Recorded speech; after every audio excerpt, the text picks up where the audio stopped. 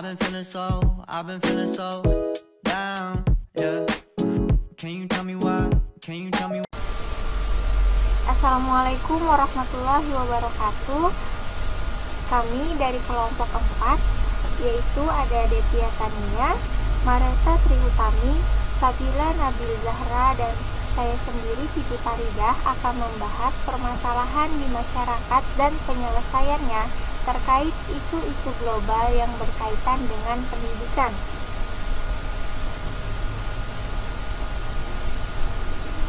Nah, saya sendiri akan membahas latar belakang permasalahan dan visi misi dari pendidikan itu sendiri. Yang pertama saya akan bahas yaitu latar belakang permasalahan. Keberadaan bangsa Indonesia saat ini dihadapkan dengan permasalahan-permasalahan yang sangat kompleks. Secara eksternal, globalisasi dengan segala konsekuensinya, misalnya HAM dan demokratisasi, tidak dapat dihindari dari setiap kehidupan bangsa, baik untuk level individu maupun kolektif. Menyadari akan kondisi globalisasi saat ini, maka bangsa Indonesia perlu berkembang seiring dengan bangsa-bangsa lainnya, sehingga mampu menunjukkan keunggulan komparatif dan kompetitif yang memiliki kesanggupan bersaing dengan percaturan di tengah kehidupan global. Selanjutnya, adapun upaya yang dapat dilakukan bangsa Indonesia dalam menghadapi tantangan tersebut adalah menata, membenahi, serta mengembangkan sistem dan penyelenggaraan pendidikan.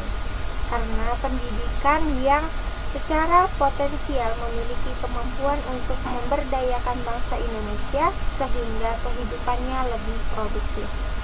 Selanjutnya yaitu visi dan misi dari pendidikan itu sendiri.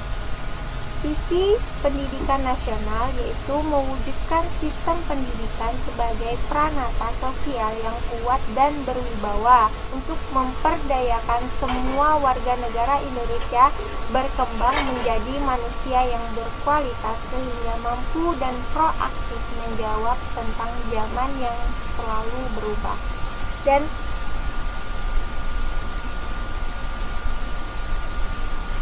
Dan untuk dapat mencapai visi tersebut, maka misinya terdiri atas mengupayakan perluasan dan pemetaan kesempatan memperoleh pendidikan yang bermutu bagi seluruh rakyat Indonesia. Selanjutnya akan dijelaskan oleh teman-teman saya. Oke, di sini saya akan melanjutkan tentang analisis SWOT dalam pendidikan nasional.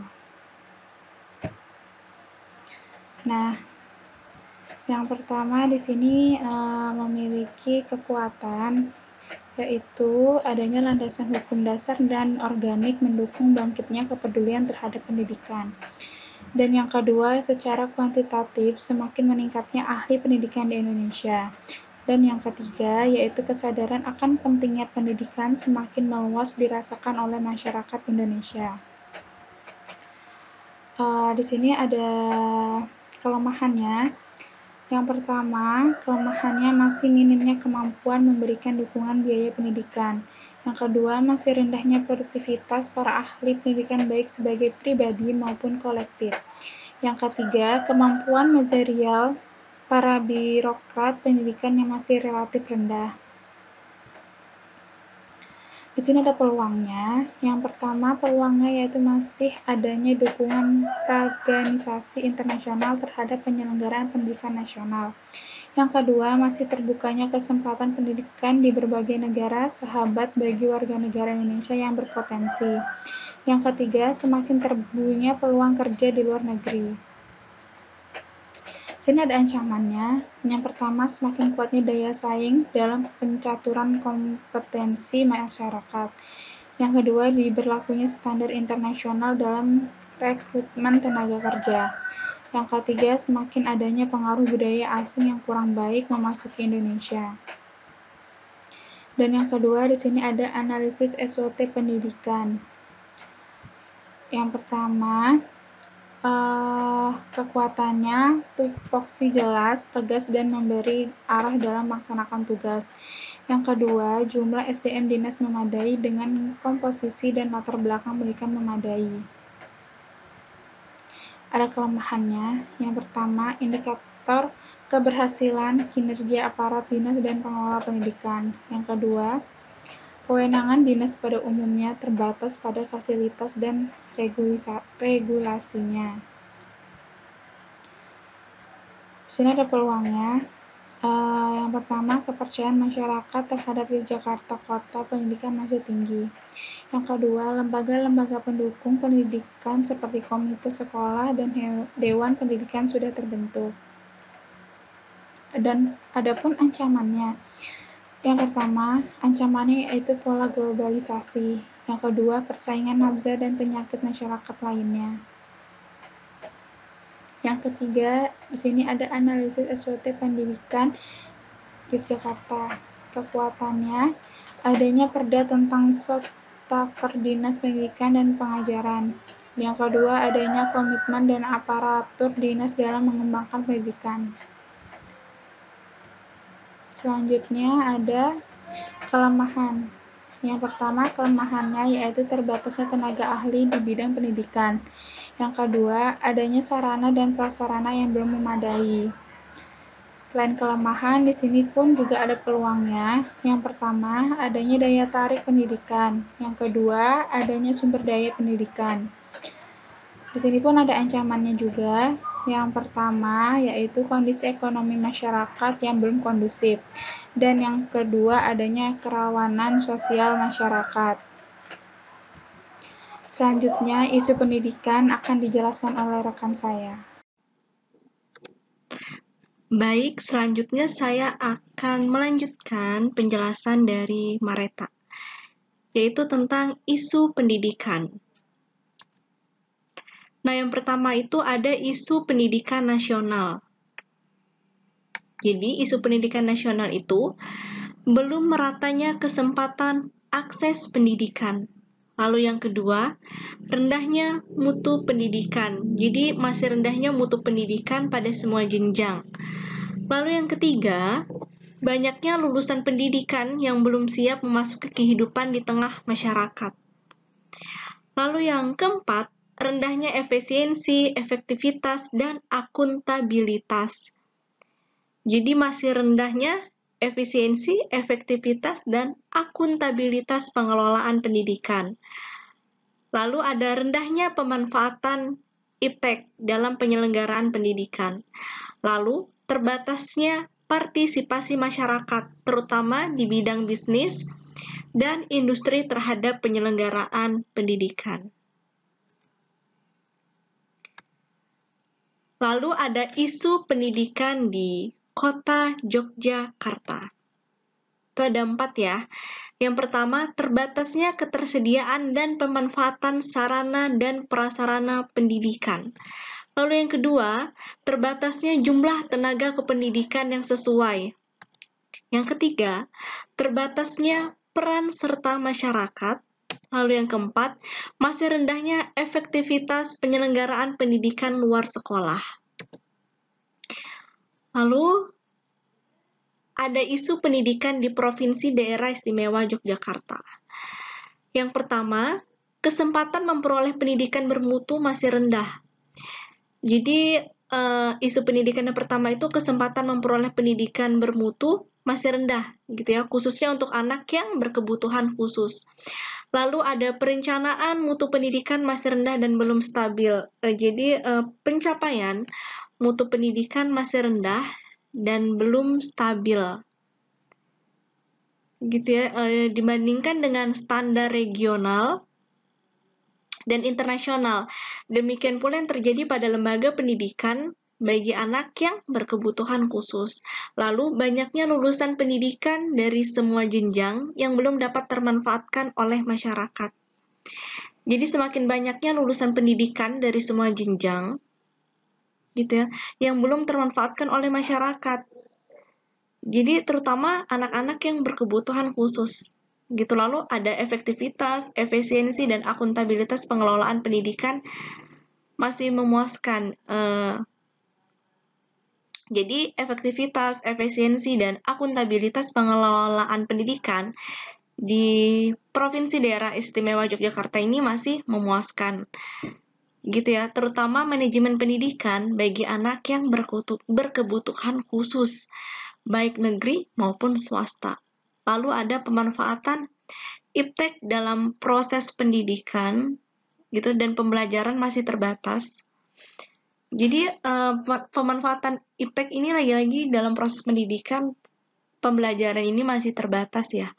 Gitu, terutama yang terjadi pada lembaga pendidikan bagi anak yang berkebutuhan khusus.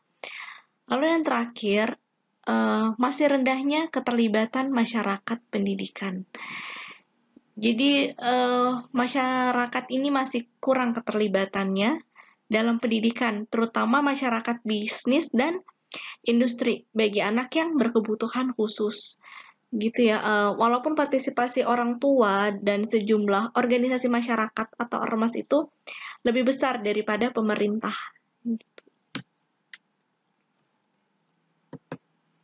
Sama anak-anak yang berkebutuhan khusus. Gitu, lalu ada efektivitas, efisiensi, dan akuntabilitas pengelolaan pendidikan masih memuaskan. Jadi, efektivitas, efisiensi, dan akuntabilitas pengelolaan pendidikan di Provinsi Daerah Istimewa Yogyakarta ini masih memuaskan. Gitu ya, terutama manajemen pendidikan bagi anak yang berkebutuhan khusus, baik negeri maupun swasta. Lalu ada pemanfaatan iptek dalam proses pendidikan, gitu, dan pembelajaran masih terbatas. Jadi pemanfaatan iptek ini lagi-lagi dalam proses pendidikan, pembelajaran ini masih terbatas ya. Gitu, terutama yang terjadi pada lembaga pendidikan bagi anak yang berkebutuhan khusus. Lalu yang terakhir, masih rendahnya keterlibatan masyarakat pendidikan. Jadi masyarakat ini masih kurang keterlibatannya dalam pendidikan, terutama masyarakat bisnis dan industri bagi anak yang berkebutuhan khusus. Gitu ya, walaupun partisipasi orang tua dan sejumlah organisasi masyarakat atau ormas itu lebih besar daripada pemerintah.